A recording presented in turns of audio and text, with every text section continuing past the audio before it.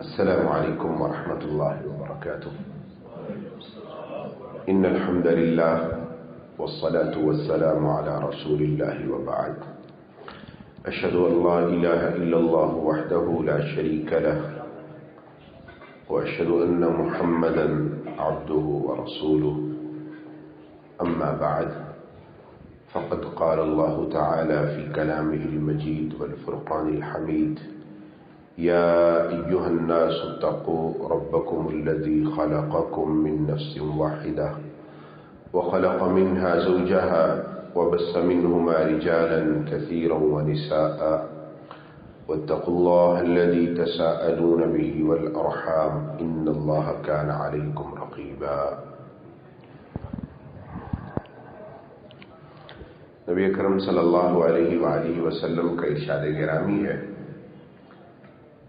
کہ اہل ایمان کی زیارت کرنا یہ ایمان ہے. اور آپ نے فرمایا ہے: المتزاورون فیہ لهم منابر من نور یغبطهم الانبیاء والشہداء. جو لوگ ایک دوسرے کی زیارت میرے لیے کرتے ہیں ان کے لیے ہم قیامت کے دن نور کے ایسے تخت بچھائیں گے کہ ان کو دیکھ کر انبیاء اور شہداء رشک کریں گے.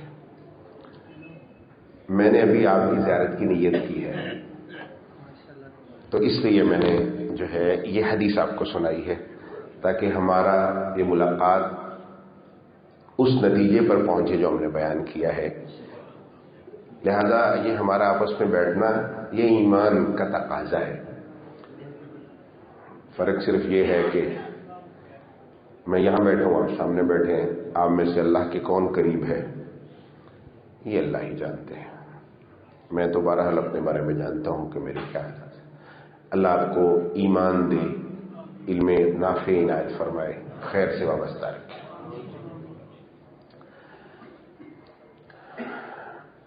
آج انشاءاللہ اللہ رب العزت کی توفیق سے ہم کوشش کریں گے کہ قرآن کریم کی تیسری مبارک صورت بلکہ چوتھی مبارک صورت سورہ نساء کے مضامین پر گفتگو مکمل کریں تاکہ ہمارا یہ سفر جو تھوڑا پیچھے پیچھے کا ہے وہ بھی مکمل ہو جائے.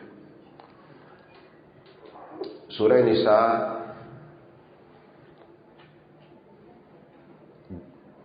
کا مطلب ہے خواتین. نساء کا مطلب ہے خواتین. پورے قرآن میں کوئی صورت نہیں ہے جس کا مطلب مرد ہو. رجال کسی کو صورت کا نام نہیں ہے، لیکن خواتین اس صورت کا نام ہے. اس کا مطلب ہے اللہ رب العزت ہمارے لیے خواتین کی اہمیت اجاگر کرنا چاہ رہے ہیں. یہ نام نبی اکرم صلی اللہ علیہ وسلم کے رکھے ہوئے ہیں. حالانکہ اگر مجموعی طور پر خواتین کے بارے میں گفتگو کی ریشو دیکھی جائے تو سورہ آل عمران میں زیادہ ہے. سورہ آل عمران میں زیادہ ہے. وہ آل عمران بھی اصل میں خاتون کی وجہ سے، آل عمران اصل میں حضرت مریم کی والدہ حنہ اور والدہ اور ان کے خاوند جو عمران ہے ان کے متعلق ہے، وہ بھی خواتین پر ہے. وہاں اس نام سے رکھ دیا ہے، وہ بھی موضوع خاتون ہے، اور یہاں جو ہے ڈائریکٹ نام ہی نساء رکھ دیا ہے. اللہ رب العزت کو امت محمدیہ کی عورتیں بہت عزیز ہیں. اس کی وجہ یہ ہے کہ انہی سے اس امت کا ثمر پھوٹنا ہے. اللہ رب العزت ہماری بہنوں کو، ہماری بیٹیوں کو، ہماری ماؤں کو وہ مائیں بنا دے جس امت کو مطلوب ہے، اور ہمیں ماں ہونے پہ فخر نصیب فرما دے. اگر کوئی خاتون اپنا تعارف یہ کرواتی ہے کیا میں فلاں محکمے میں جاب کرتی ہوں، تو یہ خاتون اپنا اصل تعارف بھول چکی ہے. ہم کوشش کریں گے اس رمضان کے آخر تک کہ اس کو اس پر قائل کر لیں کہ اس کا اصل تعارف یہ ہے کہ وہ ماں ہے، اور اس کی جو فضائل ہیں اس پر بھی بات کریں گے انشاءاللہ تعالی. تو سورہ نساء جو ہے اس میں اس کا بنیادی جو روئے سخن ہے، جو موضوع ہے، میں نے آپ کو عرض کیا یہ متعین نہیں کیا جا سکتا. اس قرآن کی ہر صورت میں سینکڑوں موضوع بیان ہوتے ہیں، لیکن ایک عمومی بات ہم کرتے ہیں. یہ دراصل مسلمانوں میں پیدا ہونے والی ایک نئی صورتحال، ایک نئی سچویشن جو جنگ احد کے بعد پیدا ہوئی اس کے بارے میں مسلمانوں کو گائیڈ کیا جا رہا ہے کہ اس صورتحال میں آپ نے اللہ کی مرضی کے مطابق کیسے زندہ رہنا ہے، کیونکہ ایک ہی دم 70 گھر اجڑ گئے ایک ہی دن میں۔ 70 گھرانوں کے اگر ہم ان میں سے 60 والد کہیں، 10-20 کی شادیاں نہ بھی ہوئی ہوں، تو 70 گھروں میں یتیم آ گئے، 70 خواتین بیوہ ہو گئی۔ تو قریب قریب مکے کے مدینہ منورہ کے ہر گھر کا کوئی نہ کوئی شہید تھا۔ تو ایک نئی صورتحال سے دو چار ہوئے، جس پر سورہ آل عمران میں تفصیل سے اللہ رب العزت نے گفتگو کی ہے۔ تو اب اس کے بعد مسلمانوں کے لیے اللہ رب العزت کی نئی رہنمائی کیا ہے، اس سورۃ طیبہ میں اس کا بیان ہے، اور اس کا آغاز کیا گیا ہے یا ایھا الناس اتقوا ربکم۔ یہ جو نئی صورتحال پیدا ہوئی ہے، اس صورتحال سے نپٹنے کا ایک ہی نسخہ ہے کہ تمہارے اندر تقویٰ ہو۔ اتقوا ربکم، اپنے رب سے ڈر جاؤ۔ اگر دل میں خدا خوفی موجود نہیں ہے، اللہ کا تقویٰ موجود نہیں ہے، اور اللہ کا ڈر موجود نہیں ہے، تو یہ جو مسائل بیان ہو رہے ہیں ان کو ادا کرنا کسی انسان کے بس سے ہی باہر ہے۔ اس لیے ایک ہی طاقت ہے، ایک ہی قوت ہے جو اس اتنے شدید ماحول میں ہمیں درست راستے پر گامزن رکھ سکتی ہے، اور وہ تقویٰ ہے، اللہ کا تعلق ہے۔ اس لیے فرمایا ایھا الناس، اے لوگو اتقوا ربکم، اپنے رب سے ڈر جاؤ۔ آپ کو پتہ ہے یہ وہ آیت ہے کہ جس کو ہم خطبے میں سنتے رہتے ہیں عام طور پر، اور یہ آیت جو ہے خصوصی طور پر نکاح کے خطبے میں شامل ہے، اور اس میں اصل میں اور انسانوں کو ان کا نسب بتایا گیا کہ تم ہو کون۔ یہ دنیا میں جتنی تمہاری پہچانیں ہیں یہ بات کی ہیں ساری، اصل تمہاری پہچان یہ ہے کہ تم ایک مرد اور ایک عورت کی اولاد ہو۔ مثال کے طور پر میری دنیا کی ساری عزتیں جو ہیں، اور نسب کا سارا تسلسل، اور نسل کے سارے تفاخر، اور رنگ و نسل کی ساری تقسیمات، اور قبائل کی جو اکھاڑ پچھاڑ، اور ملکوں اور قوموں کا فرق، یہ پیچھے جاتا جاتا اپنی تاریخ میں آدم و حوا میں جا کے ضم ہو جاتا ہے۔ یہ میری تاریخ ہے، اور تمہارے لیے تعارف کے لیے کافی بات ہے کہ تم یہی کہو کہ بہرحال میں بھی انہی کا بچہ ہوں اور باقی لوگ بھی ہیں۔ یہ انسان کو عدل کرنے پر مجبور کرتی ہے بات، کہ جب انسان دوسرے کو اپنے لیول کا سمجھتا ہے، تو اللہ رب العزت نے انسانوں کو ان کے لیول کا بتانے کے لیے سب سے پہلی جو بنیاد بیان کی ہے وہ یہ ہے کہ تم اس حقیقت کو دلوں سے کبھی نہ جانے دو کہ تمہاری دنیا میں جتنی بھی نسلوں اور نسبوں کی، قبیلوں کی تقسیم ہے، یہ بہرحال ایک مرد اور ایک عورت کی اولاد سے ہے، لہذا اس سے آگے تم نہ بڑھو۔ اگر تم اپنے آپ کو کہیں مطمئن کرنا چاہو تو یہ کر سکتے ہو۔ اور خطبہ نکاح میں اس کو کیوں شامل کیا جاتا ہے؟ اس کو اس لیے شامل کیا جاتا ہے کہ نکاح میں دو خاندان مل رہے ہوتے ہیں، اور وہ دو خاندان بعض دفعہ ایک ہی خاندان کے دو گھرانے ہوتے ہیں، بعض دفعہ دو مختلف خاندانوں کے دو گھرانے ہوتے ہیں۔ تو وہاں ایک عرب میں تو بہت زیادہ تھی، ہمارے اندر بھی ہے، اس کا اثر بھی ہوتا ہے، ایسی بات نہیں کہ اثر نہیں ہوتا۔ نبی اکرم صلی اللہ علیہ وسلم نے فرمایا تھا خیارکم فی الجاہلیہ خیارکم فی الاسلام، جو جاہلیت میں جو لوگ خیر پر کھڑے تھے اور بہترین معاشرے کے لوگ تھے، اسلام میں وہی بہترین ہونا ہے۔ یہ شخصی بہتری جو ہے یہ نہیں ہے کہ اسلام میں دوبارہ نئے سرے سے آئے گی، نہیں، جو وہاں اچھے اور بہترین لوگ تھے وہ بعد میں بھی اچھے اور بہترین لوگ رہیں گے۔ تو یہ ہوتا بھی ہے، اثر بھی ہوتا ہے اس کا، لیکن یہ اثر ایسا نہیں ہے کہ اس کی بنیاد پر انسان اپنی زندگی کے اتنے بڑے بڑے فیصلے لینے شروع کر دے کہ وہاں ایک دوسرے کے حقوق پامال ہونا شروع ہو جائے۔ اس لیے فرمایا واتقوا اللہ، اللہ سے ڈرو۔ پھر دوبارہ اسی آیت میں دوسری بار پھر کہا اللہ سے ڈرو، وہ اللہ تساءلون بہ، جس اللہ کے نام کے ساتھ تم لوگوں سے سوال کرتے ہو کو اپنی بیٹیاں تمہیں دے دے۔ بھئی آپ کا کیا اختیار ہے کسی کی بیٹی پر؟ ہے کوئی اختیار ایک آدمی میں؟ تو ہم کس بنیاد پر مانگتے ہیں؟ اللہ کے لیے اپنی بیٹی کا رشتہ ہمیں دے دیں۔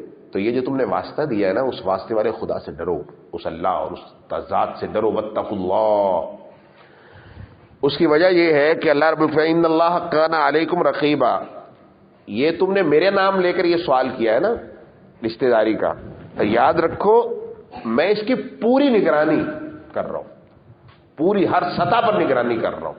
ان اللہ کان علیکم رقیبا، تم رہو گے کس طرح؟ یہ تمہید اس لیے باندھی گئی ہے کہ اس کے بعد یعنی خاندانی مسائل کا تذکرہ ہے، یتامہ کے مسائل کا تذکرہ ہے، وراثت کے مسائل کا تذکرہ ہے، ان کی یتامہ کی آباد کاری کا مسئلہ، ان ساروں کو بیان کرنے سے پہلے جس چیز کی طرف کہا ہے کہ توجہ دلائی ہے وہ یہ ہے کہ تقوی اختیار کرو اور اپنے رشتہ داریوں کے بارے میں بہت زیادہ تمہارے اندر ایک احتیاط پیدا ہونی چاہیے کہ یہ احتیاط جو ہے یہ اللہ سے تمہیں جوڑے رکھے تاکہ ظلم پر تم آمادہ نہ ہو۔ یہ بات کہنے کے بعد فون کے بعد الیتامى اموالهم، یتیموں کے مالوں کے سرپرست تم ہو، مالک نہیں ہو۔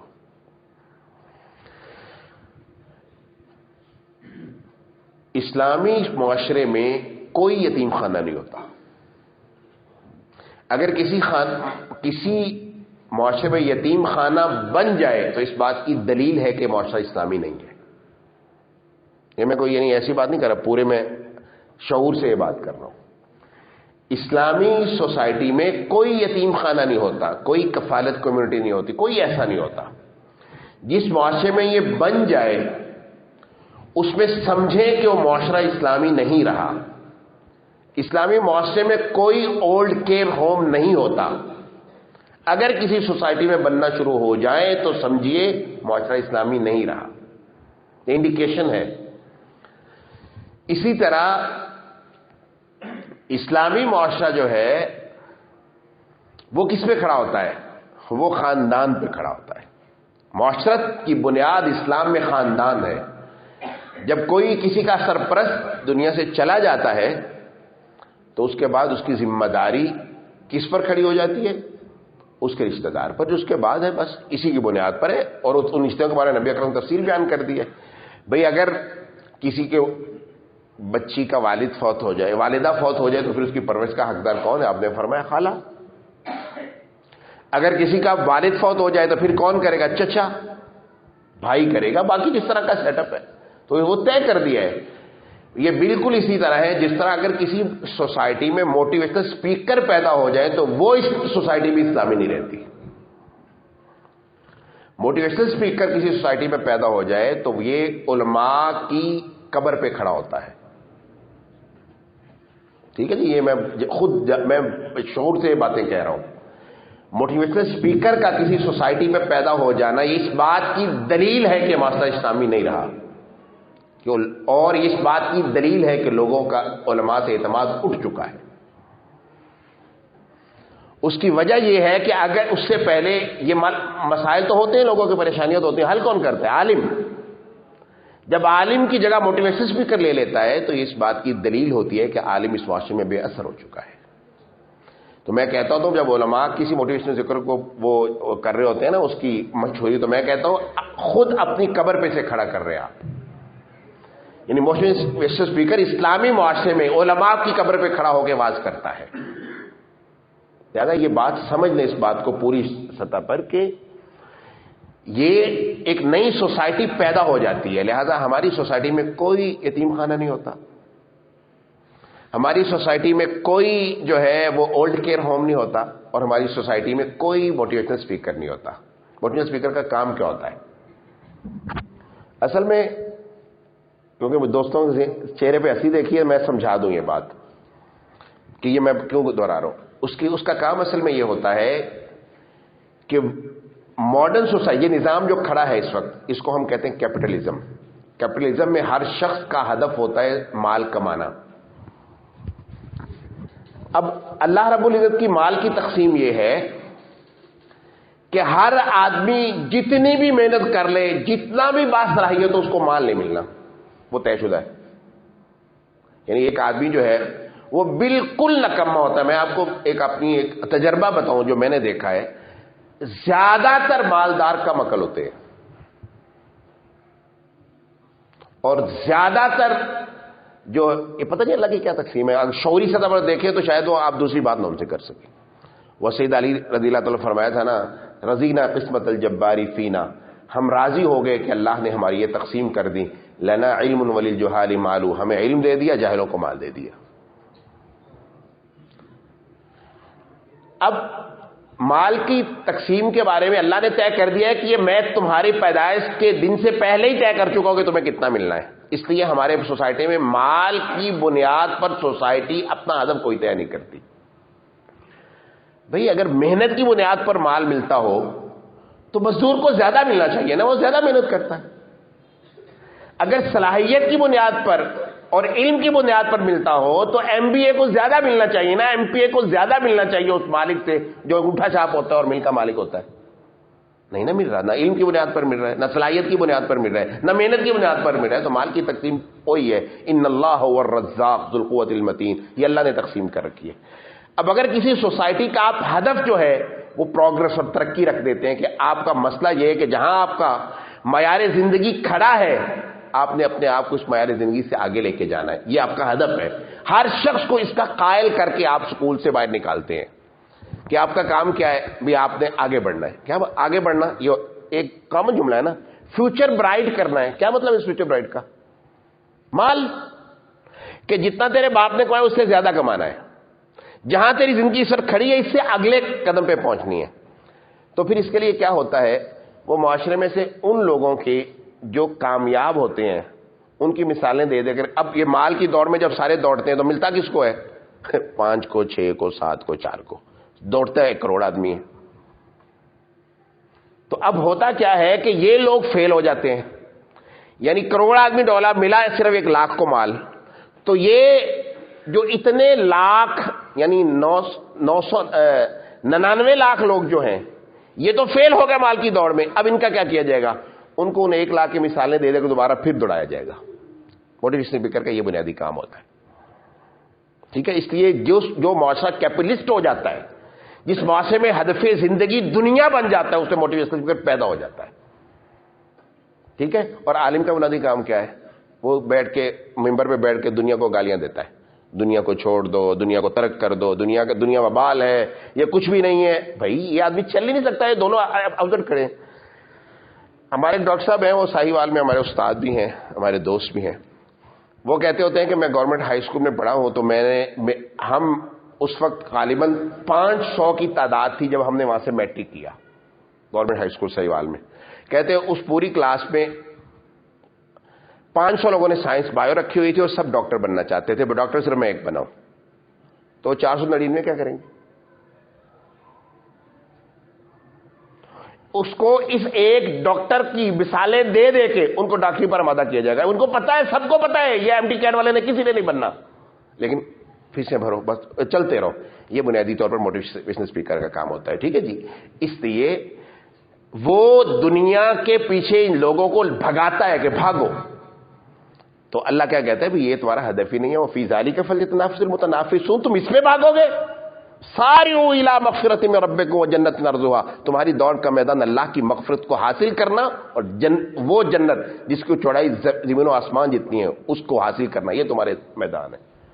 اور اس کے بارے میں یہ جو میرا گول، یہ ہر شخص کو ممکن ہے، مال ہوتا بھی ممکن ہے، مال نہ ہوتا بھی ممکن ہے، اس کے پاس کپڑے ہوتا بھی ممکن ہے، کپڑے نہ ہوتا بھی ممکن ہے، وہ کسی قوم قبیلے کا، اس کا والد بلینئر ہو ملینئر، ہر شخص کے لیے ساری الی مغفرت کے دوڑ میں شامل ممکن ہے، اس کو پا لینا بھی ممکن ہے۔ وہاں ایک ایسا شخص کہ جس کی صورت ایسی ہوتی ہے کہ اس کو آپ دیکھیں تو مزہ نہ آئے، اور مال کی حالت یہ ہے کہ جناب ابوبکر جب ان کو ٹوکتے تھے نا، وہ کہتے تھے مجھے پتا ہے آپ نے آزاد کروایا ہے، اگر آپ مجھے اس طرح ٹوکیں گے نا میری زندگی میں تو میں آپ کا احسان نہیں لینا چاہتا، میں دوبارہ غلامی پر، ایسا آدمی۔ لیکن اس کی شان یہ ہے کہ محمد صلی اللہ علیہ وسلم جنت میں چلتے آگے کہ اس کے قدموں کی چاپ جا رہی ہے۔ ہر شخص اس جنت کی دوڑ میں شامل ہو سکتا ہے، اور برابر ایکول اور امکان ہے اس بات کا۔ نبی اکرم صلی اللہ علیہ وسلم نے فرمایا جنت میں فقراء جو ہیں وہ غنیوں سے 500 برس پہلے جنت میں چلے جائیں گے۔ اس لیے دوڑ کا میدان ہے نا اس کے، تو یہ اس لیے ہم یہ بات کہہ رہے تھے، لہذا ہمیں خوبصورت آوازیں، بہترین گفتگویں اور مزے مزے کی باتیں جو ہیں یہ پریشان نہ کریں، اس لیے قرآن و سنت سے جڑیں جو ہمیں دنیا سے بے رغبت کرتا ہے۔ نبی اکرم صلی اللہ علیہ وسلم کیا کرتے تھے؟ صحابہ کو ایک گن کے ڈھیر پہ لے جاتے تھے اور وہاں ایک بکری کا مرا ہوا بچہ پڑا ہوتا تھا، اور اس کا پھولا ہوتا تھا، بو آ رہی ہوتی تھی، اور آپ کھڑے ہو کے کہتے تھے میں شام و بصرہ کا بہترین تاجر ہوں، خدیجہ کے مال کا سب سے زیادہ منافع میں نے لیا ہے. میں اپنے یہ لفظ میرے ہیں خطیبانہ سے کہ خدیجہ کے مال کو جب فروخت کیا تو میرے سے زیادہ منافع کوئی نہیں لے کے آیا تھا، کون مجھ سے خریدے گا یہ بکری کا مرا ہوا بچہ. دنیا کا بہترین تاجر یہ مال بیچ رہا ہے. صحابہ پریشان کہ اللہ کے رسول کیا کر رہے ہیں؟ فرمایا جس طرح تمہارے اس کی کوئی ویلیو نہیں ہے نا تمہارے لیے، اس کی اللہ کے ہاں اس پوری دنیا کی اتنی ویلیو بھی نہیں ہے. لو كانت الدنيا تعدل عند الله جناح بعوضة ما سقى كافرا شربة ماء. اگر اس دنیا کی ٹوٹل ویلیو مچھر کے پر کے برابر ہوتی ہے نہیں، جو کو لوگ کہتے ہیں نا دنیا مچھر کے پر کے برابر، اس حدیث کا غلط ترجمہ کرتے ہیں. اللہ کہہ رہے ہیں اگر اس کی اتنی ویلیو ہوتی جتنی مچھر کے پر کی قیمت ہے تو میں کسی کافر کو پانی کا گھونٹ نہیں دیتا. مل رہا ہے نا، کسی اتنی ویلیو نہیں ہے اس کی. تو نبی یہ بتاتا ہے چھوڑو اس دنیا کو.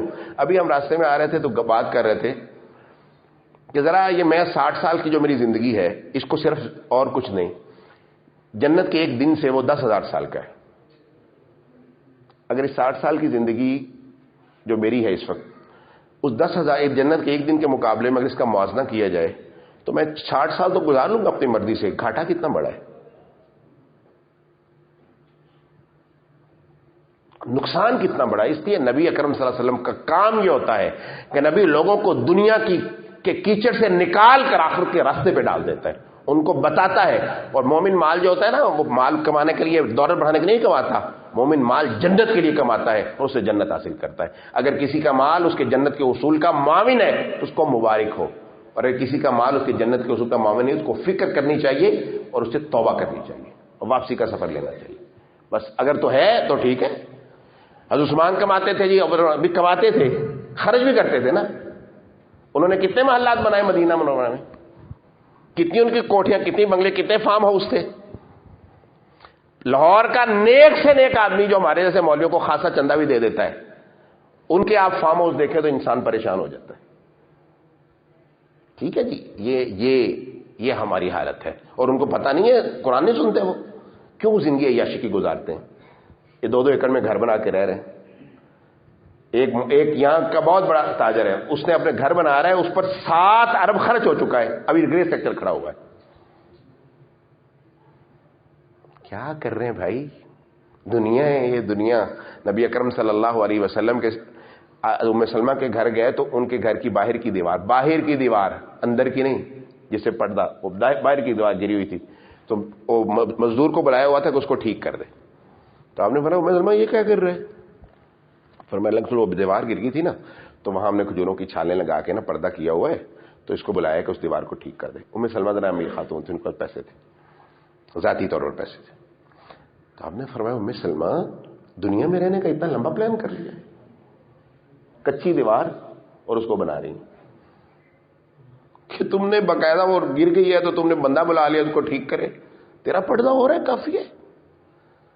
بھائی اللہ کے رسول صلی اللہ علیہ وسلم یہ تربیت فرما رہے ہیں. اور نبی اکرم صلی اللہ علیہ وسلم کی ساری بیویوں کو کہا ان کنتن تردن الحیات الدنیا فتعالین امتعکن واسرحکن. اگر تمہیں دنیا چاہیے نا تو محمد کے گھر میں صلی اللہ علیہ وسلم دنیا نہیں ہے. آؤ محمد صلی اللہ علیہ وسلم کے پاس جو دنیا تمہیں دے کر رخصت کر دیتے ہیں. یہاں دنیا نہیں ملے گی، یہاں ایک ہی ملے گا، آخرت.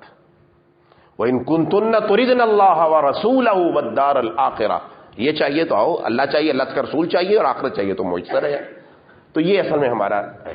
تو بہرحال ہم بات یہ کر رہے تھے سورہ نساء کے متعلق کہ سب سے پہلے جس بات کو یہاں شروع کیا گیا وہ ہے وَآتُوا الْيَتَامَى أَمْوَالَهُمْ. کیونکہ اس کے بعد لوگ یتیم ہو گئے. یتیم ہونے کے بعد پھر یقیناً ان کے والدین فوت ہوئے، ان کے چھوٹے چھوٹے بچے تھے، تو جب وہ سن رشد کو پہنچے، یعنی اتنی ان کی عمر پہنچ جائے کہ جس میں ان کو کاروبار کی سمجھ آ جائے، تو ان کے مال ان کو دے دو، قبضہ نہ جمائے رکھو. دیکھیں ایک آدمی کسی کا دوسرے کا مال اس کے پاس ہے، یقیناً تجارت کرے گا تو زیادہ مال سے تجارت کرے گا تو زیادہ منافع آئے گا، اس کو بھی زیادہ فائدہ ہوگا، یہ دوسرے کو بھی زیادہ فائدہ ہو رہا ہے. اگر یتیم جو ہے وہ اپنے مال کا تم سے مطالبہ کرتے ہیں اور وہ کہتے ہیں کہ بھئی اب آپ نے ہماری بہت خدمت کی، اب ہمارا مال ہمیں دے دیں، ہم خود سے تجارت کریں گے، اور اس کے اندر اس کی سمجھ بوجھ موجود ہے، تو ان کو مال دے دو. اگر تم سمجھو کہ نہیں ابھی وہ ضائع کر دے گا تو پھر ٹھیک ہے، تم اس کو روکے رکھو، تو کچھ وقت تک اس کو سمجھاؤ پھر کام. سب سے پہلی. دوسری بات یہ کہی کہ تمہارا مسئلہ یہ ہے کہ تم اپنی خواتین کو جو حق مہر دیتے ہو نا، دیتے ہو تو لیکن تمہیں خوشی نہیں ہوتی. وَآتُوا النِّسَاءَ صَدُقَاتِهِنَّ نِحْلَةً. جب حق مہر دو تو خوشی سے دیا کرو. 1 کروڑ پتی آدمی 5,000 حق مہر باندھ رہا ہوتا ہے. 5,000 آگے. عجیب تماشا ہے ہمارے ملک کا. حق مہر کیجیے کہ مسنون باندھے ہو. مسنون حق مہر تو ہے 12 اوقیہ چاندی جن اپنی ساری بیویوں کو دیا تھا. اتنا باندھے. پھر مسنون حق مہر پتہ نہیں کس نے کہا ہے کہ وہ ہوتا ہے 5,000. شادی ہو رہی ہے اس پہ ولیمے پہ لگنا ہے 20 لاکھ 20 لاکھ 30 لاکھ 40 50 لاکھ. تو حق مہر مسنون حق مہر بھائی یہ ہے کہ اتنا کم از کم ہم حق مہر دیں جتنا اللہ کے رسول صلی اللہ علیہ وسلم نے اپنی ہر بیوی کو دیا تھا.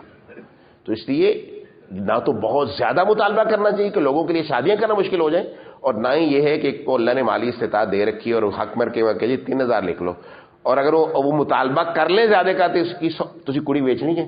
نہیں, یہ بات غلط. آپ اپنی استطاعت پر جو ہے, اگرچہ ان باتوں کو ہمیں طے کرنا چاہیے, ہمیں خود سمجھنا چاہیے کہ میری کیا استطاعت ہے, اسی کے مطابق حق مہر باندھو. خوشی سے دو, اور اگر وہ تمہیں چھوڑ دیں تو پھر اس کو کھا سکتے ہو. اگر وہ آپ انہیں دیں اور بعد میں کہیں جی آپ ہی لے لیں میریجن چاہیے, تو پھر کھاؤ, کوئی مسئلہ نہیں ہے. اس کے بعد مسئلہ یہ پیدا ہوا کہ جب بچیاں بھی یتیم ہوئیں, بچے بھی یتیم ہوئے, تو وہ دوسرے گھروں میں پرورش پاتی تھی. تو پھر اللہ رب العزت نے حکم دیا کہ اگر تم سمجھتے ہو کہ اب تم ان کا بار نہیں اٹھا سکتے تو پھر ان سے نکاح کر لو. تو اللہ نے حکم دیا اگر تم سمجھتے ہو کہ ان کا بار نہیں اٹھا سکتے تو پھر اللہ پاک نے اجازت دی ہے کہ ان کے نکاح کر دو یا تم کر لو. اور وہ نکاح کتنے, 2 3 3 4 4.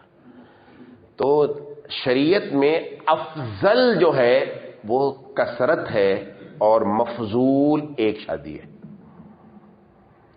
جب تک ہماری پوری تاریخ اسلامی میں کوئی ایسا شخص موجود نہیں ہے جو افضل آدمی اور اس کی ایک شادی ہو. کوئی ایک ایسا آدمی مجھے چاہیے کہ جو امت میں ویل ناؤن آدمی ہو. ایک تو ہے نا کسی نے شادی ہی نہیں کی, یہ الگ مسئلہ ہے, اور ایک ہے کسی نے شادی کی ہے لیکن ایک کی ہے. کوئی ایسا بندہ چاہیے. ہم بہت کوشش کر چکے ہیں, ہمیں تب کوئی ایسا بندہ نہیں ملا جس نے ایک شادی کی ہو. نہ کوئی نبی, نہ کوئی صحابی, نہ کوئی بڑا آدمی ہماری امت کا جس نے ایک شادی کی ہو. ہاں کسی نے ترجیح دی, جس نے امام بخاری نے دی, وہ علم کے لیے وقف ہوئے تو انہوں نے کہا میں شادی کرتے نہیں, یہ الگ مسئلہ ہے. اور بھی کچھ ائمہ ایسے ہیں جنہوں نے علم میں دین کی خدمت کے لیے شادی کی ہی نہیں. لیکن شادیاں کثرت سے کرنا یہ مطلوب ہے.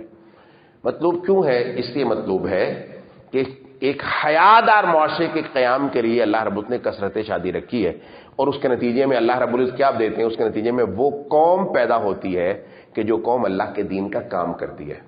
مثال کے طور پر ایک شادی سے کتنے بچے پیدا ہو جائیں گے آج کے دور میں؟ زیادہ سے زیادہ 7 ہو سکتے ہیں.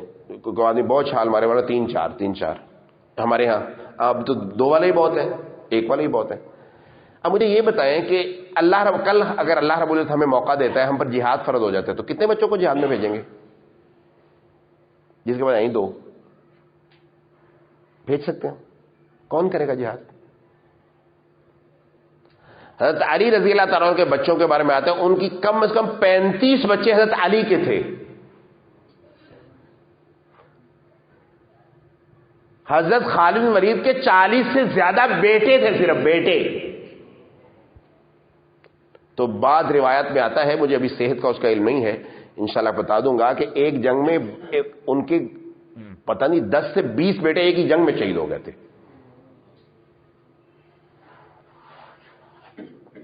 بھائی جب بچے ہوں گے تو اللہ کے لیے وقف کیے جائیں گے نا, ہمارے پاس تو آپشن ہی نہیں ہے. اس لیے ہم امت جہاد ہیں. اسی صورت میں آگے اللہ رب العزت نے نبی اکرم صلی اللہ علیہ وسلم کہا ہے وہاں فقاتل فی سبیل اللہ لا تکلف الا نفسک. فقاتل فی سبیل اللہ. آپ دیکھیں نا پچھلے 70 سال سے جہاد کر رہے ہیں فلسطینی. اگر وہ بھی اسی اسکیم پہ رہتے جس پر ہم ہیں تو یہ مجاہد موجود ہوتے. اور ان کا ابھی کہنا تھا جب بیان آیا کہ یہ جب ایک لڑکا شہید ہوتا ہے تو اس کی جگہ لینے والے 10 پیچھے موجود ہوتے ہیں, تیار ٹرینڈ. یہ ہوتی جہادی امت. ہمارے دوست ڈاکٹر صاحب ہیں, ان کے ساتھ وہ یہ جو ہے کنگ ایڈورڈ, یہاں انہوں نے BMS کیا, ان کے ساتھ کچھ فلسطینی لڑکے بھی پڑھتے تھے. تو وہ ان دنوں پہلا افغانستان کا جہاد جو تھا وہ ہو رہا تھا, تو یہ گھروں میں چلے چھٹیوں کو, وہ افغانستان چلے جاتے. تو میں ان کو کہتا تم فارغ واپس کیوں نہیں جاتے؟ کہتے کدھر جانا ہے؟ فلسطین. تو کہتے ویسے نہیں جاتے, ہم افغانستان جاتے ہیں جہاد کی ٹریننگ کرتے ہیں. تو انہوں نے کہا تم جہاد کی ٹریننگ کیوں کرتے ہو؟ کہتے جہاد کرنے کے لیے. تو انہوں نے کہا تم ڈاکٹر کیوں بن رہے ہو؟ کہتے ڈاکٹر بھی جہاد کرنے کے لیے بن رہے ہیں. فلسطین کے بچوں کا مقدر صرف جہاد ہے, تو اس لیے ہم کرتے ہیں بس. یعنی وہ آج سے 30 برس پہلے بھی کلیئر تھے ہمیں جہاد ہی کرنا ہے. اس لیے اگر آبادی والا ریشو اور شادیوں والا ریشو وہ ہو جو اس وقت ہمارا ہے. ایک بچے کا انٹرویو آیا تھا نا, بڑے ہو کر کیا بنو گے, تو اس نے کیا کہا تھا, ہم بڑے نہیں ہوتے. فلسطینی بچے تھا بھی ایک انٹرویو وائرل تھا, اس سے پوچھا گیا بڑے ہو کے تم کیا بنو گے, ایک صحافی نے پوچھا, انہوں نے کہا ہم فلسطین کے بچے بڑے نہیں ہوتے, ہمیں چھوٹے ہی شہید کر دیا جاتا ہے. تو بھائی یہ کس طرح 70 سال پہ کھڑے, اس لیے کہ وہاں بچے موجود ہیں, قربانی دینے والی قومیں باقی رہتی ہیں. آپ نے کبھی دیکھا ہے کتوں کے ریوڑ ہو, حالانکہ ایک کتیا جب 6 7 7 9 بچے پیدا کرتی ہے, بکری 1 2 3 دیتی ہے, لیکن ان کے ریوڑ ہوتے ہیں, وہ قربانی دیتی ہے, وہ قربانی دیتے ہیں. جو خون بہاتے ہیں ان کی وہ باقی رکھتے ہیں, جو خون نہیں بہاتے ہیں وہ باقی نہیں رہتے. اس لیے اللہ کے رسول کو فقاتل فی سبیل اللہ, اللہ کے راستے میں لڑو, لا تکلف الا نفسک. فقاتل کا مطلب ہے اکیلے لڑو. جہاد اکیلا بندہ کر سکتا ہے؟ فرمایا اگر تیرے ساتھ اس پورے تیری امت میں کوئی بھی نہ نکلے تو اکیلا نکل جا اللہ کے راستے میں جہاد کے لیے, تمہیں اللہ کی بارگاہ, آپ سے اللہ کی بارگاہ میں آپ کا پوچھا جائے گا, کسی اور کا نہیں پوچھا جائے گا. یہ امت جہاد ہے. اس لیے شادیاں جو ہیں وہ ہمیں کیا کرنی چاہیے, 2 2 3 3 4 4 شادیاں جن کے پاس استطاعت ہے کرنی چاہیے. اور ہماری خواتین کو بھی, مجھے پتا ہے آج کی اس گفتگو سے وہ ناراض ہوگی, ان کو بھی اللہ رب العزت کے اس حکم پر سر تسلیم خم کرنا چاہیے. اس خواتین میں کوئی بھی اللہ کے رسول کی بیویوں سے افضل نہیں ہے. وہ کہتی صبر کریں گے, صبر کیوں کریں گے, صبر کا مطلب کیا ہے؟ عادت ڈالے نا. صبر تو اس بات پہ کیا جاتا ہے نا کہ جو تکلیف اور ظلم ہو رہا ہو, اس ظلم ہے کوئی شادی. ہمارے ہاں دوسری شادی کرنے والے کو گندا سمجھا جاتا ہے کہ وہ منائزر ہے یہ, حالانکہ وہ بھائی افضل ہے, وہ افضل آدمی ہے. عمر رضی اللہ تعالیٰ عنہ اس شخص کو کوئی عہدہ نہیں دیا کرتے تھے جس کی ایک شادی ہوتی تھی. کوئی اجتماعی عہدہ اس شخص کو نہیں دیتے تھے جس کی ایک شادی ہوتی تھی. وہ کہتے تو 2 گھر چلانے کے قابل نہیں ہے, اگر ہوتا تو 2 شادیاں کرتا نا, تو جو امت کے تو 20 گھر کیسے چلائے گا. اس لیے مردوں کی صلاحیتیں نہیں کرتی ہیں اس سے, ان کو سمجھ آتی ہے کہ چیزوں کو ڈیل کسے کرتے ہیں. بہرحال ہمارے سے یہاں حکم دیا گیا ہے کہ 2 2 3 3 4 4 شادیاں کرو. اور افضل فَإِنْ خِفْتُمْ أَلَّا تَعْدِلُوا فَوَاحِدَةً, اور اگر شرط لگائی, اگر تم اتنے کمزور ہو کہ تم سمجھتے ہو تم عدل نہیں کر سکتے, تمہیں خوف ہے, فواحدتن, پھر ایک کرو. ہم میں سے کوئی ایسا بندہ ہے جس کی بیوی اس سے خوش ہو؟ وہ کہتے کہ میری بیوی اللہ ماشاء اللہ, وہ کہہ سکتے ہیں اللہ کے رسول نے فرمایا تم زیادہ جنم جاؤ گا. خواتین کو کہا تم ناشکری بہت کرتی.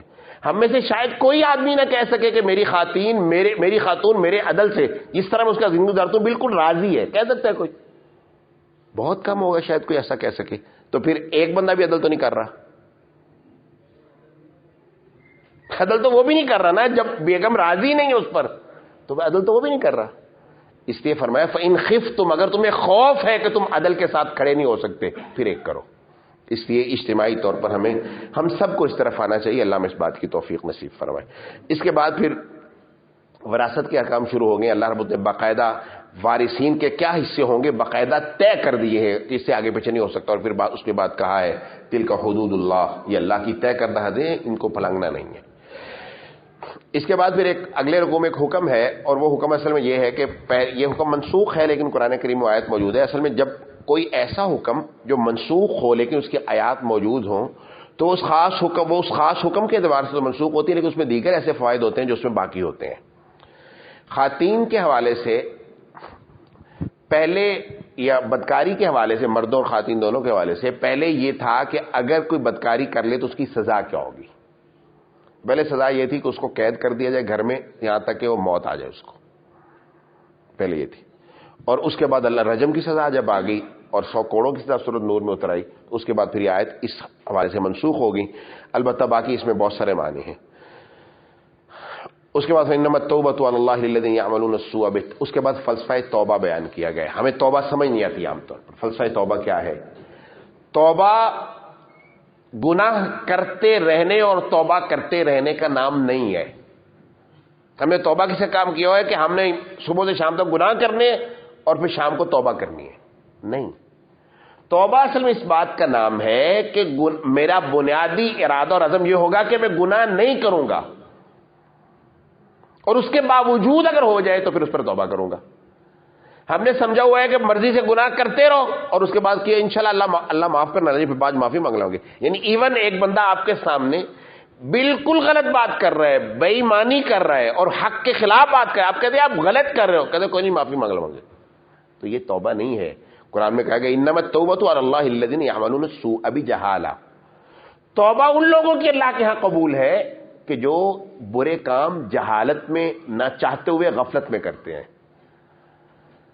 اور پھر فوراً تھوڑا وقت ان کو احساس ہو جاتا ہے کہ میرے سے تو یہ کام ہو گیا، پھر فوراً آتے ہیں اور وہ توبہ کر دیتے ہیں. ولیست التوبۃ للذین یعملون السیئات، ان کے لیے کوئی توبہ نہیں ہے کہ جن کی زندگی ہی برائیوں سے بھری ہوئی ہے. حتی اذا احدهم الموت، جب موت کا وقت آتا ہے کہتے ہیں اب توبہ کرتا ہوں، میں توبہ پوری ساری زندگی دی. یہ نہیں ہے. توبہ کا فلسفہ کیا ہے کہ مسلسل میری زندگی اللہ کی فرمانبرداری پہ چلے گی اور اس میں اس فرمانبرداری پر چلتے ہوئے بغیر کسی ارادے کے، جان بوجھے بغیر مجھ سے کوئی کام ہو جائے گا یا اپنے نفس کی شیطانی میرے پر غالب آ جائے گی، میں کوئی کر بیٹھوں گا، پھر مجھے فوراً احساس ہو جائے، میری آنکھوں سے دو آنسو نکلیں، ندامت کروں اور واپسی کا راستہ اختیار کروں. یہ ہے توبہ. لہٰذا توبہ کے بارے میں جو ہمارا نقطہ تھا نا، انشاءاللہ تعالیٰ جی ریٹائرمنٹ تو بعد پھر آپ مسجد ہی رہنا ہے، ریٹائرمنٹ کے بعد مسجد، اس سے پہلے جو مرضی کر لو، یہ نہیں ہے بھائی. توبہ پتہ نہیں موت کب آ جائے گی، موت کا وقت متعین نہیں ہے. اس سے ثم یتوبون من قریب، جب بھی ذہن میں خیال آئے کہ میں یہ غلطی کر بیٹھا ہوں، فوراً اللہ کے حضور آ جائے اور کہے کہ اللہ میں نے تو آپ سے وعدہ کیا تھا کہ میں آپ کی نافرمانی نہیں کروں گا، اب مجھ سے ہو گئی ہے تو مجھے معاف کر دیجیے. یہ ہے توبہ کا فلسفہ. اس کے بعد پھر یہ کہا ہے کہ بعض دفعہ ایک عورت کو چھوڑنا چاہتے ہیں آپ، دوسری عورت سے شادی کرنا چاہتے ہیں، تو یہ نہیں ہوتا کہ آپ اس سے ایک پائی پائی کا حساب لو، نہیں. وَإِنْ أَرَدْتُمْ اسْتِبْدَالَ زَوْجٍ مَّكَانَ زَوْجٍ وَآتَيْتُمْ إِحْدَاهُنَّ قِنطَارًا فَلَا تَأْخُذُوا مِنْهُ شَيْئًا. اگر کبھی تمہیں ایسا مسئلہ ہو جائے کہ کسی خاتون کو تم سے چھوڑنا پڑ جائے تو یہ نہیں ہے کہ اس کو ایک ساتھ کاپی لے کے بیٹھ جاؤ بھی آؤ میں نہ زندگی کا حساب کر، نہیں. اس کو پوری عزت سے رخصت کرو، اس کو کہو کہ ہم بری عزت سے الگ ہو جاتے ہیں، ہم نہیں چل سکتے، اور اس کو وقار کے ساتھ رخصت کرو. اگرچہ فرمایا تم نے اس پہ خزانہ ہی کیوں نہ دیا ہو تو وہ بھی تم اس سے واپس نہیں لے سکتے. اس کے بعد پھر رشتوں کی وضاحت کی گئی ہے کہ کون سے رشتے محرم ہیں اور کون سے ایسے رشتے ہیں جو محرم نہیں ہیں. حرمت علیکم امہاتکم وبناتکم وعماتکم وخالاتکم، یہاں سارے رشتے بیان کر دیے گئے ہیں، جس میں سب سے پہلے جو حرام رشتے ہمارے، جن کے ساتھ ہمارے نکاح نہیں ہو سکتے. حرام کا مطلب یہ ہوتا ہے، حرام کا مطلب یہاں حرمت والے رشتے ہوتے ہیں، جن کی حرمت ہے، جن کے ساتھ نکاح نہیں ہو سکتے. اس میں مائیں جو ہیں ان سے نکاح نہیں ہو سکتا، بیٹیوں سے نہیں ہو سکتا، بہنوں سے نہیں ہو سکتا، پھوپھیوں سے نہیں ہو سکتا، خالاؤں سے نہیں ہو سکتا، بھائی کی بیٹی سے نہیں ہو سکتا، بہن کی بیٹی سے نہیں ہو سکتا، اور وہ رضائی ماں سے نہیں ہو سکتا، رضائی بہن سے نہیں ہو سکتا. اور خالہ جو ہے بیوی کی جو بہن ہے، ان دونوں کو ایک وقت میں اکٹھا نہیں رکھا جا سکتا ایک ہی نکاح میں. اگر ایک فوت ہو جائے بعد میں کسی دوسرے سے کیا جا سکتا ہے، یہ اور کوئی مسئلہ بن جائے. اور اسی طرح اگر کسی خاتون نے آپ سے شادی کی ہے اور وہ آپ کے ساتھ رہ رہی ہے اور اس کی کسی پہلے خاوند سے بیٹی ہے تو اس کے ساتھ بھی آپ کا نکاح نہیں ہو سکتا. تو حلائل ابنائکم، اس طرح تمہارے بچوں کی جو بیویاں ہیں ان کے ساتھ بھی تمہارا نکاح نہیں ہو سکتا، وہ بھی تمہارے لیے حرام ہے. اور ان تجمعوا بین اختین، دو بہنوں کو بھی ایک نکاح میں جمع نہیں کیا جا سکتا. یہ وہ سارے رشتے ہیں جو اللہ رب العزت نے اس آیت میں ہمارے لیے حرام کرا دی، ان سے نکاح نہیں ہو سکتا. البتہ دو اس میں نبی اکرم صلی اللہ علیہ وسلم نے اضافہ فرمائے ہیں.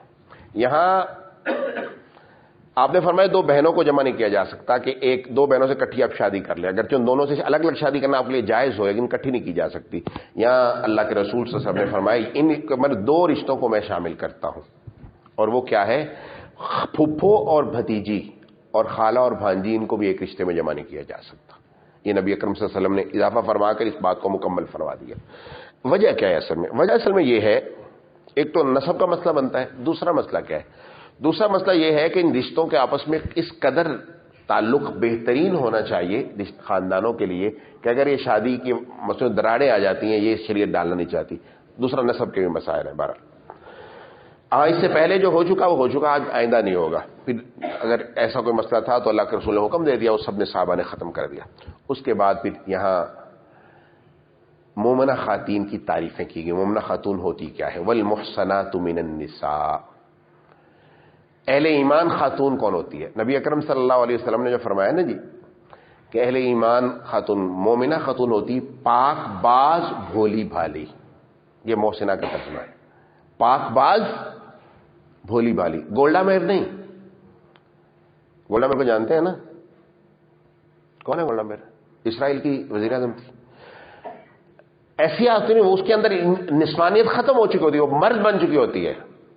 وہ خواتین جو مسلسل مردوں پہ کام کرتی ہیں وہ خواتین نہیں ہوتی، وہ ان کے اندر وہ صاحب مردوں والے پیدا ہو چکے ہوتے ہیں.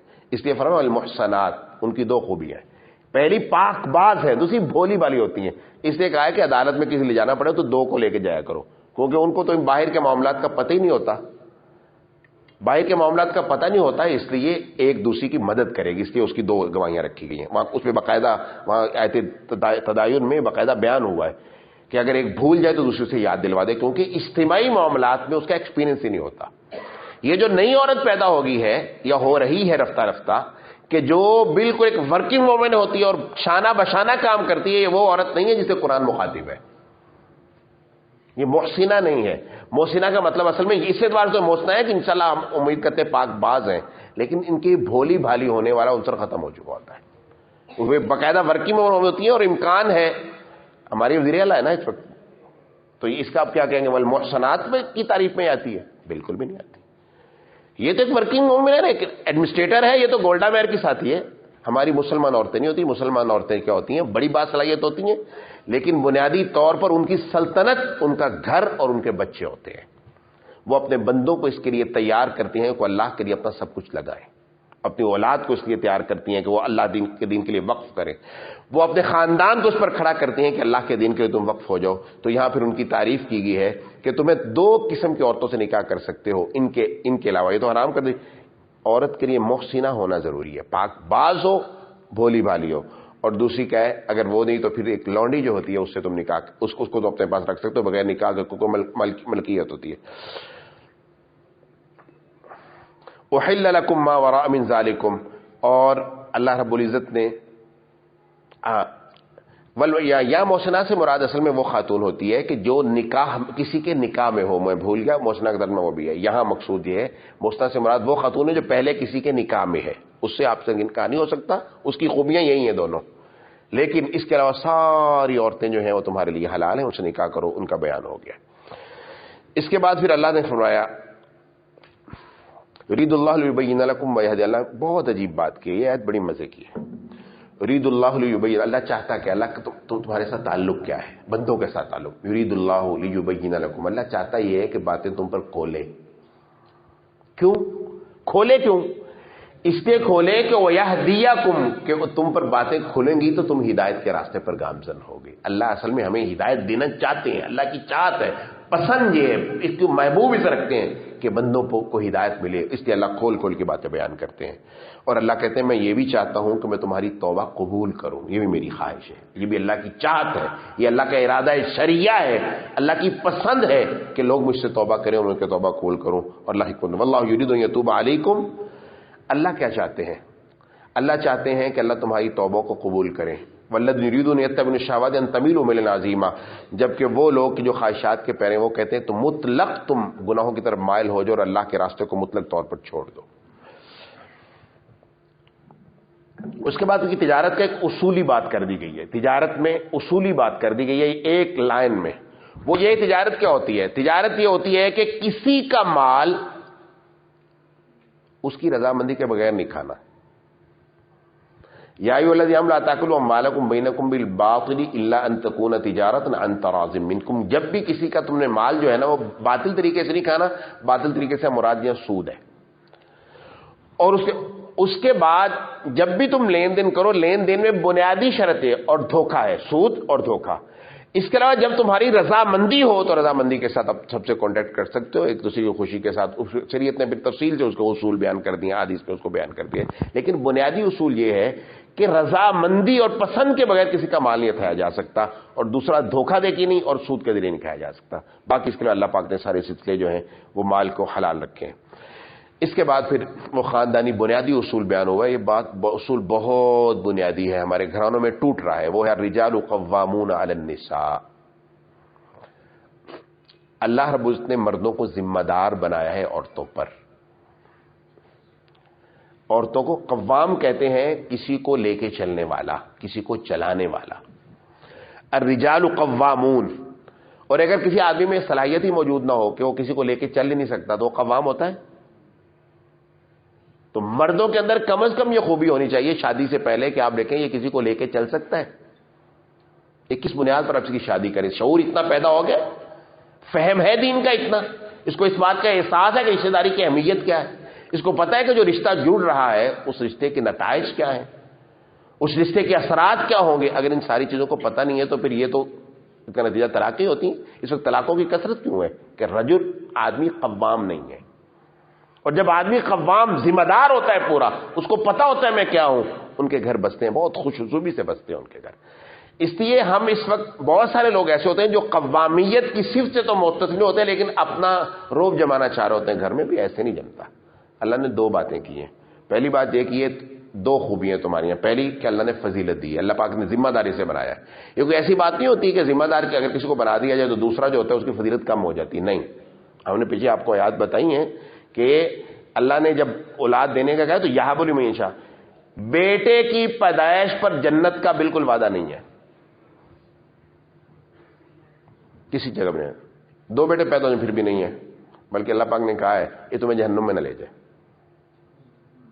بیٹی کی پیدائش فرمایا آپ نے، فرمایا من عال جاریتین، جس کو موقع ملے کہ دو بچیوں کی وہ تربیت کرے، پیدا ہو ان کی پرورش کرے، پھر ان کا نکاح کر دے. آپ نے فرمایا انا وہو کہاتین وضم بین اصابع، یہ دو انگلیاں نا جی، آپ نے ان کو ملایا، آپ نے میں اور وہ جنت میں ایسے ہوں گے. ٹھیک ہے جی. اس لیے مبارک ہو اس شخص کو جس کو اللہ نے بیٹیاں عنایت کی ہیں، ان کی اچھی تربیت کی فکر کریں، یہ جنت کے ٹکٹ ہے. اس لیے قرآن نے بیان کیا ہے کہ تمہارے گھروں میں بیٹیاں پیدا ہوتی ہیں تمہارے نتنے پھول جاتے ہیں بہت شدت سے. یہ اللہ کی رحمت. جس گھر میں بیٹیاں نہیں ہوتی نا اس گھر میں پتہ ہی نہیں ہوتا محبت کیا ہوتی ہے. محبت دیکھنی ہے تو بیٹیاں گھر میں رکھے. بیٹی اپنے والد سے کیا محبت کرتی ہے ان کو ہی پتا ہے، جن کو اللہ نے بیٹیاں عنایت کی ہوئی ہیں. اس لیے بیٹی یہ اللہ کا بہت بڑا انعام ہے، جنت ہے. یہ اللہ پاک نے کیوں رکھی ہوئی؟ اس لیے پتا ہے نا، میں اصل بنیادی طور پر ہوں میٹریلسٹک اپروچ کا حامل. میں اس کو دیکھتا ہوں جو فائدہ زیادہ دے. اس لیے اگر اب اس بیٹی کی شادی بھی نہیں کرتا جو نوکری کرتی ہو. ہمارے اندر مرض بد پیدا ہو رہی، کمانے والی بچی کی شادی نہیں ہم کرنا چاہتے ہوتے. اس کی وجہ یہ کہ پیسے آ رہے ہوتے ہیں نا. بیٹے نے تو شادی کر کے گھر ہی رہنا ہے نا، اس لیے اس کا فکر نہیں ہے. اس لیے تو شادی ہو گئی آگے چلا جانا ہے، اس کی کمائی کا راستہ بند ہو جانا ہے. اس لیے بیٹیوں کو یہ چاہیے بالکل کمانے میں نہ پڑے. مجھے سمجھ نہیں آتی کہ کسی خاتون کو ایک ملکہ بنایا ہوا ہے، ایک مزدور گیا ہوا ہے صبح سے شام تک، وہ پیسے کما کے لائے گا، تمہیں روٹی بھی کھلائے گا، تمہیں گھر بھی لے کے دے گا، تمہیں کپڑے بھی لے کے دے گا، تمہارے بچوں کا بھی خیال رکھے گا. آپ کو کہے گا حضور سارے دن مزدوری آپ لے لیں، یہ میں کما کے لایا ہوں. آپ یہ نہیں کرنا چاہتے، آپ کہتے نہیں میں بھی تیرے مزدوری کرنے جانا. یہ کیا بے وقوفی. اللہ پاک نے جو ہمیں دے رکھا ہے، یعنی نفقہ فرض ہے بندے پر. حتیٰ کہ میں یہ بتا رہا ہوں کہ اگر کوئی خاتون ایسی ہے کہ جس کے گھر میں کھانا جو تھا باورچی بناتا تھا، تو مرد پر ضروری ہے شریعت کے کہ اس کو کھانا باورچی مہیا کرے کہ بنائے. ٹھیک ہے، ہوتا ہے نا بس گھروں میں انہوں نے پکایا نہیں ہوتا. تو خواتین جو ہیں، یہ خواتین کیا، ان کو ہم ان سے کام لیں جو ان کا کام ہے، اور وہ یہ ہے کہ مردوں کو ذمہ دار بنائے گا. اب ذمہ دار بنایا کیوں؟ اللہ پاک نے دو باتیں بیان کی ہیں، میں سیرت کی دوسری آیتوں سے دو اور بھی بیان کرتا ہوں. ایک بیان کیا ہے کہ وہ تم پر اپنا مال خرچ کرتے ہیں، دوسرا اللہ پاک نے ان کو صلاحیت دی ہے. یہ جو صلاحیت والی بات ہے نا، اس کو ذرا کھولتے ہیں. وہ کیا ہے؟ عورت کو اللہ پاک نے ایک صلاحیت دی ہے، وہ سراپائے محبت ہوتی ہے. وہ کیا ہوتی ہے؟ اس کے اندر یہ صلاحیت نہیں ہے کہ ایک ہی وقت میں کسی سے محبت بھی رکھے اور اس سے نفرت بھی کرے. ان دونوں کو ساتھ میں ملا کے نہیں چل سکتی. اس کے اندر یہ صلاحیت ہی نہیں ہے. اس کی وجہ ہے کہ بچہ کوئی نہیں پال سکتا. میں دوستوں کہتا ہوں تو ہمیں خواتین کے بارے میں مسئلہ ہوتا ہے نا کہ وہ صحیح نہیں کام نہیں کرتی. میں کہتا ہوں کسی گھر میں صبح ایک مہینہ بچوں کو اٹھانے کی ذمہ داری مردوں کو دے دی جائے، پورے شہر میں کوہرام مچا ہوگا. چپیٹا ٹھا ٹھا ٹھا ہو رہی ہوگی. نہیں، بندہ برداشت ہی نہیں کرتا. اس کے اندر موجود ہے. ماں بیچاری 100 بار اٹھاتی ہے، اس کو گلے سے سینے سے لگا کے اٹھا کے اس کو نماز کے لیے بھیج دیتی ہے، دیگر کاموں کے لیے بھیج دیتی ہے. ایک مہینہ ہم نہیں ایک ڈیوٹی کر سکتے. ہم سمجھیں کہ پتہ نہیں ہم کیا 30 بار خائیں. لیکن مرد یہ ہے محبت، اس قدر محبت کی فراوانی ہے نا. اللہ کے رسول صلی اللہ علیہ وسلم نے جو بیان کیا ہے، عورت کے 3 حق ہے اولاد پر، مرد کا 1 ہے. قربانی زیادہ دیتی ہے نا، قربانی کی بنیاد پر حق زیادہ ہے. جب قربانی کے حق زیادہ ہے تو اس کی قربانی کو کنسیڈر کرنا چاہیے. اب عورت کی ایک کمی یہ ہے کہ جب کسی نفرت کرتی ہے اس وقت محبت نہیں کرتی. جس سے نفرت کرتی ہے تو اس وقت محبت نہیں کرتی، محبت کرتی ہے تو نفرت نہیں کرتی. ان دونوں کو اکٹھا نہیں چلا سکتی. وہ مرد کو اللہ نے خوبی یہ دی ہے کہ دونوں کو اکٹھا چلا سکتا ہے. وہ ریشو نکال لیتا ہے کتنی محبت کرنی ہے کتنی نفرت کرنی ہے. اب اگر عورت آپ پر محبت میں ہو تو وہ سب کچھ نچھاور کر دیتی ہے. آپ کے گھر میں پتہ نہیں وہ نہ ہو تو کیا ہو جاتا ہے. اور نفرت کرنا شروع کر دے، جی بس ختم کر رہے ہیں، نفرت کرنا شروع کر دے تو آپ کو پتہ ہے وہ ایک دن میں گھر توڑ دیتی ہے. اب اگر خواتین کو یہ ذمہ داری دے دی جائے تو وہ گھر نہیں چلتا. پھر وہ اللہ پاک نے مرد کو دی ہے کہ یہ سمجھتا ہے، یہ اس بات کو اس کے کنسیڈر ہے کہ خاتون جو ہے میری بیوی ہے، اس کی کیا صلاحیت ہو، کیا قربانی دیتی ہے، اس کو بھی کنسیڈر کرتا ہے، اس کی غلطیوں کوتاہیوں کو بھی دیکھتا ہے. یہ اللہ پاک نے صلاحیت ایسی بنا رکھی ہے اس کے اندر، اس لیے اللہ ڈیزائنڈ ہے باقاعدہ. اس لیے اللہ پاک نے کہا ہے کہ خواتین الرجال قوامون علی النساء، مرد جو ہیں وہ کیا ہیں، وہ گھروں کے ذمہ دار ہیں. یہ ایک بہت اہم مسئلہ ہے. اس کے بعد ایک مسئلہ بہت اہم ہے، اس پر میں کوئی تفصیلی بات نہیں کرنا چاہتا لیکن ایک صرف اشارہ کرنا چاہتا ہوں. وہ یہ ہے، اسی صورت میں یہ کہا گیا کہ الم تر الذین یزعمون انهم آمنوا بما انزل الیک وما انزل یریدون یتحاکمون الى الطاغوت وقد امروا ان یکفروا به. کہ اللہ رب العزت نے حکم دیا ہے کہ ہر وہ آدمی، ہر وہ شخص یا قاضی یا حکم یا فیصلہ کرنے والا جو ہمارا فیصلہ اللہ اس کے رسول کے حکم کے مطابق نہیں کرتا، ہمیں اس کے فیصلہ نہیں کروانا چاہیے. ایک تو یہ حکم آ گیا، اس کی تفصیل کو چھوڑتے ہیں، لیکن اس میں یہ حکم موجود ہے فیصلہ کس سے کروانا چاہیے؟ جو اللہ اس کے رسول کو جانتا ہے اور جس کو شریعت کا علم ہے. مجھے یہ بتائیے، ہمارے آپس دیندار لوگوں میں جھگڑے ہوتے ہیں نا، تو ہم کیوں جاتے ہیں؟ ہم علماء کے پاس کیوں نہیں جاتے؟ ہم علماء کا کیوں نہیں تعین کرتے کہ ہمارے مسئلوں میں فیصلہ کریں؟ یہ تو میرا مسئلہ ہے نا. میں کیوں جاتا ہوں ایسے بندے کے پاس جو شریعت نہیں جانتا، اللہ اس کے رسول کے حکموں کو نہیں جانتا؟ تو یہ میرا عمل تو کم از کم یہ ہونا چاہیے نا. اس سے بھائی اس کو رواج دیں. آج ایک عجیب انکشاف کر، نبی اکرم صلی اللہ علیہ وسلم پر ایمان لانے کے بعد پوری تاریخ اسلامی میں ایک واقعہ موجود نہیں ہے کہ مسلمان کبھی اپنا معاملہ ہے کہ اللہ کے رسول کے علاوہ کہیں اور گئے ہوں. مکہ کی بات بھی کر رہا ہوں، مدینہ کی نہیں. مکہ میں بھی اللہ کے صحابہ کے سب کے فیصلے ارکم کے گھر دار ارکم میں ہوتے تھے. ان کے وہاں فیصلوں کی جگہ دار الندوہ تھی، اس کے بالکل سامنے یہ بہت بڑی حویلی تھی دار ارکم. اس کے بعد سارے فیصلے اللہ کے رسول وہاں دار ارکم میں ان کے کیا کرتے تھے. ایک فیصلہ بھی اس کے بعد وہ کسی کے پاس نہیں لے کے گئے. تو بھائی ہمیں یہ کرنا چاہیے. کچھ مسئلے ایسے ہیں جس کو ہم نے صرف گفتگو اور منہ چسپی کے لیے رکھا ہوا ہے. گفتگو کرنی بیٹھ کا یا چی ہونا نہیں ہونا یا نہیں بھائی، اس لیے عمل پہ آئے. عمل یہ ہے کہ ہم اپنے معاملات کبھی آپس میں بکھر جائیں تو ہم دوسرے دوست کو بھی قائل کریں، یار دیکھو تیرا میرا تنازع ہو گیا. اس کے دو حل ہو سکتے ہیں. ایک حل یہ ہو سکتا ہے کہ آپ بھی کسی یہ جو عدالتیں ہیں یا یہ جو مسالتی کمیٹیاں ہیں یا جو بھی ہیں اس کے پاس جاؤ، اور دوسرا ہمارا راستہ یہ کہ ہم دونوں کسی عالم کے پاس چلے جائیں. خرچہ بجائے نقصان بھی نہیں ہوگا، اس کو بھی ہم وعدہ کریں اور وہ جو ہمارا فیصلہ کر دے گا، آپ تم بھی لکھ دو میں بھی لکھ دیتا ہوں، ہم اس پر خود بھی کریں ان کو بھی وعدہ کریں تاکہ ہم اللہ کے رسول صلی اللہ علیہ وسلم دین پر عمل کرنے کی کوشش کریں. اور اس میں آخر میں کہا گیا یا اسی صورت میں کہا گیا ہے کہ ان اللہ لا یغفر ان یشرک بہ ویغفر ما دون ذلک. اللہ شرک کو معاف نہیں کرتے، ہر چیز کو معاف کر دیتے. شرک اصل میں اللہ رب العزت کی غیرت کو للکارنا ہے. میں اللہ کا چھوٹا سا تصور آپ کے ذہن میں قائم کرنے کی کوشش کرتا ہوں. حدیث میں آیا ہے، قرآن پر بھی آیا ہے کہ اس پوری زمین و آسمان کو لپیٹ لیں گے اللہ پاک اپنے ہاتھ میں. ساتوں زمینیں ساتوں آسمان اللہ پاک اپنے ہاتھ میں لپیٹ لیں گے قیامت کے دن. اب مجھے بتائیں کہ ہم جس کو بھی شریک ٹھہرا رہے ہیں وہ جو اللہ کی لپیٹی ہوئی زمین و آسمان میں، اس کی کیا ویلیو ہوگی؟ کوئی ویلیو ہے؟ اس کو اللہ کے مقابلے میں کھڑا کرتے ہیں. جتنا بڑا بندہ ہو وہ اس لپٹی ہوئی زمین جو اللہ کے ایک ہاتھ میں آ جائے اس میں اس کی کیا ورتھ کیا ہے، مجھے یہ بتا دیں. جب آپ اللہ کے مقابلے میں اس کو کھڑا کرتے ہیں تو اللہ رب العزت کی غیرت ہے کہ اللہ کہتے ہیں ہائے ہائے یہ میری چادر کو تو نے ہاتھ ڈالا ہے، اور جو میری چادر کو ہاتھ ڈالتا ہے اس کو میں نہیں معاف کرنا. اس لیے شرک اللہ کو اس لیے برا لگتا ہے. یا کم از کم وہ بندہ ویلیو والی بات تو کرے نا.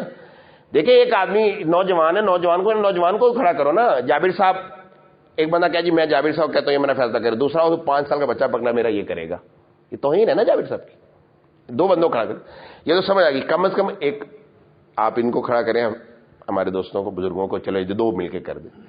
اصل مسئلہ ہے ریشو نکالے نا اللہ کے مقابلے کو کھڑا کرو، اس کی ویلیو کیا ہے کل ملا کے. اور اگلی سے وہ تو ایک بندہ نا سب کی ملا لے، سارے انسان مل جائیں، سارے جن مل جائیں، سارے فرشتے مل جائیں، سارے پہاڑ مل جائیں، سارا کچھ مل جائے، وہ تو سب اللہ رب العزت کے ہاتھ میں لپٹ گئے. اب ان کو کھڑا کرو اللہ کے مقابلے میں. سمجھ آ گئی؟ اس لیے اللہ کے لیے یہ چیلنج ریڈ لائن ہے، یہ اللہ برداشت نہیں کرتے. اس لیے اللہ فرماتے ہیں یا ایھا الذین آمنوا قوموا قوامین للہ شہداء بالقسط. انصاف کے ساتھ کھڑے ہو. انصاف یہ ہے کہ اللہ کے مقابلے میں کوئی نہیں آ سکتا. اس لیے عدل کا تقاضا یہ ہے کہ انسان شرک نہ کرے. اس لیے فرمایا ان الشرک لظلم عظیم. شرک دنیا کا سب سے بڑا ظلم ہے.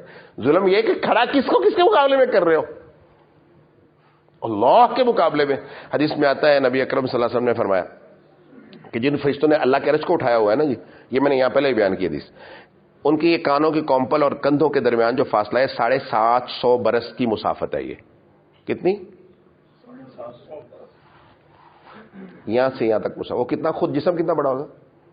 اللہ پاک نے ان کو 8 فرشتوں کو بنایا اور ان کا عرش اٹھاؤ، ان سے اٹھایا ہی نہیں گیا. آپ نے اللہ کیا اچھا نہیں اٹھائے گا نا. سب سے پہلے تم اللہ کے مقابلے میں اپنی طاقت کی نفی کرو، پھر اٹھایا جائے گا. پڑھو لا حول ولا قوت الا باللہ. تم کہو کہ تم کچھ نہیں ہو، یہ عرش اٹھا لو گے. انہوں نے جب لا حول ولا قوت الا اپنی نفی کی نا، پھر اللہ کا عرش اٹھا لیا. بھائی کیا کر رہے ہیں ہم؟ سمجھ آ رہی نا شرک کیا ہے؟ اس لیے اس کو سمجھیں، اللہ رب العزت کو ویلیو کریں.